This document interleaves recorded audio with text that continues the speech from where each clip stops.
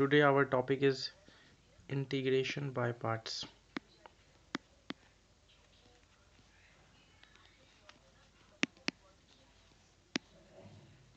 This is very important topic of integration,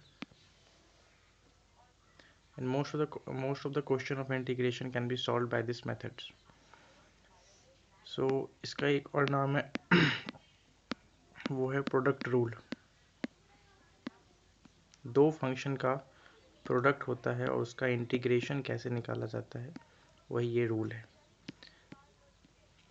तो ये होता है, पहले फंक्शन को एज इट इज रखना होता है, फिर दूसरे फंक्शन का इंटीग्रेशन होता है, फिर माइनस, फिर इंटीग्रेशन, और फिर पहले फंक्शन का डिफरेंशिएशन इनटू जो ये वाला है इसको एज इट इज यहाँ रखना होता है, इंटीग्रेशन ऑफ सेकंड फंक्शन। ठीक है, ये जो dx आया है वो इस वाले इंटीग्रेशन के लिए आया है। ठीक है, यही इसका फॉर्मूला होता है।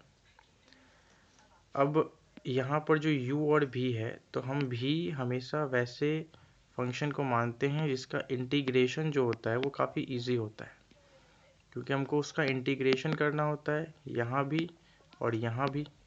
फिर u हम लोग ऐसे फंक्शन को मानते हैं जिसका डिफरेंशिएशन आसान हो, तो डिफरेंशिएशन जिसका इजी होगा उसको u मानेंगे और इंटीग्रेशन जिसका इजी होगा उसको v मानेंगे। ये कैसे हम लोग सेलेक्ट करेंगे किसका डिफरेंशिएशन और इंटीग्रेशन इजी है, उसमें हमारी हेल्प करता है islet.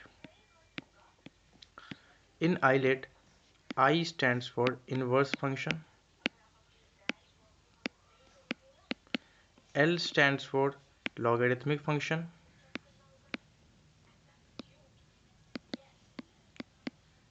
A stands for algebraic function, T stands for trigonometric function,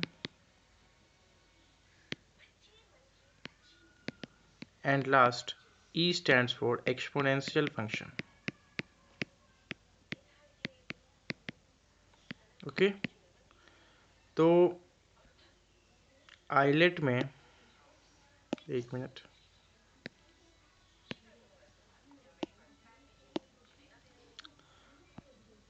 तो ये सेलेक्ट करने में किसका इंटीग्रेशन आसान है और किसका डिफरेंशिएशन आसान है, इसमें हमारी हेल्प कौन करता है?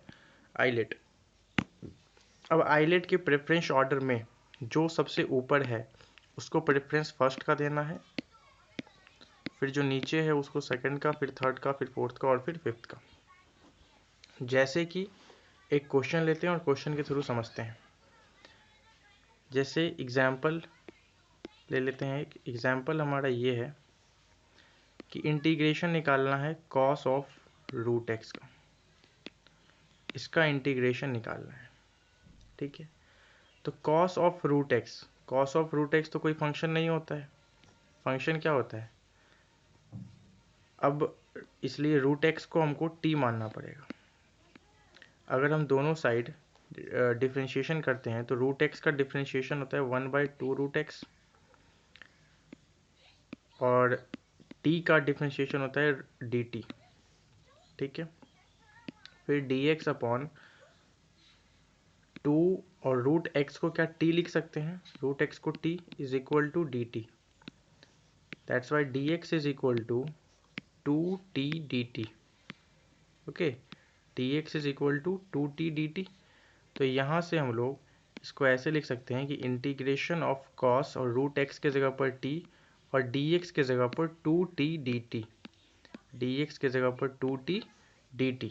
ओके, सो नाउ अगर हम लोग 2 को कॉमन ले लेते हैं तो ये t into cos T dt हो जाएगा। ठीक है, अब यहाँ पर आइलेट काम आएगा। ये जो t है वो कौन सा फंक्शन है? ये t एल्जेब्रिक फंक्शन है, और जो कॉस टी है वो ट्रिगोनोमेट्रिक फंक्शन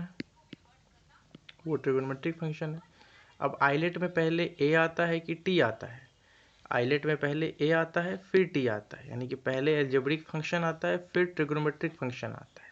तो एल्जेब्रिक फंक्शन को प्रेफरेंस वाइज पहले रखना है, यानी इसको पहला फंक्शन मानना है और इसको दूसरा फंक्शन मानना है। इसको तुम u मान के बना सकते हो, इसको v मान के बना सकते हो, ये सब लिखना नहीं होता है, बस आपको दिमाग में रखना होता है। तो इसको क्या लिख देंगे, 2, पहले फंक्शन को एज इट इज सेम रखना होता है, तो 2 तो कांस्टेंट है, पहले फंक्शन को सेम रख दिया।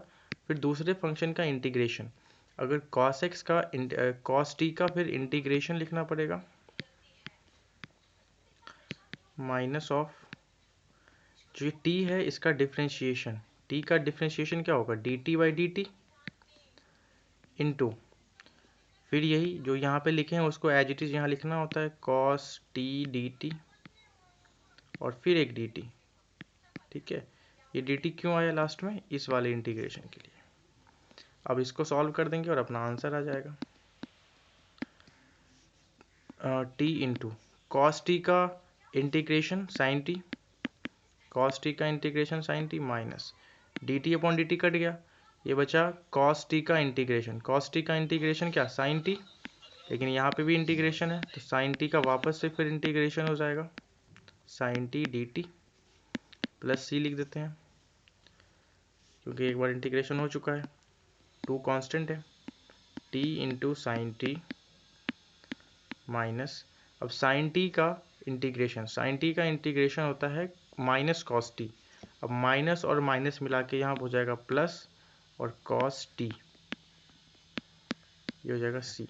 अब t को क्या माने थे, रूट एक्स को t माने थे ना, रूट एक्स को t माने थे, तो t के जगह पर वापस से रूट एक्स पुट कर देंगे और फाइनल आंसर अपना आ जाएगा, root x into sine root x plus cos root x plus c. तो आइलेट के थ्रू इस तरीके से सवाल को करते हैं, ये एग्जाम्पल के थ्रू मैंने आपको समझा दिया। और आइलेट जो होता है, और ये वाला फार्मूला सबसे इम्पॉर्टेंट है, इस वाले फार्मूले पे ही सारा क्वेश्चन बनेगा। इस वाले फार्मूले पे सेलेक्ट किसको यू मानना है और किसको वी मानना है, उसमें हमारी हेल्प करता है आइलेट। आइलेट के प्रेफरेंस में जो सबसे ऊपर आएगा उसको यू मानना है और जो नीचे आएगा उसको वी मानना है। जैसे यहाँ पर ये एल्जेब्रिक फंक्शन था, ये ट्रिग्नोमेट्रिक फंक्शन था, तो चूंकि एल्जेब्रिक आइलेट में ए पहले आता है इसलिए इसको यू माने हैं, और टी बाद में आता है इसलिए कॉस टी को वी माने हैं, और फिर फॉर्मूला लगाएं और फिर सॉल्व किए। ठीक है, थैंक यू फॉर वॉचिंग।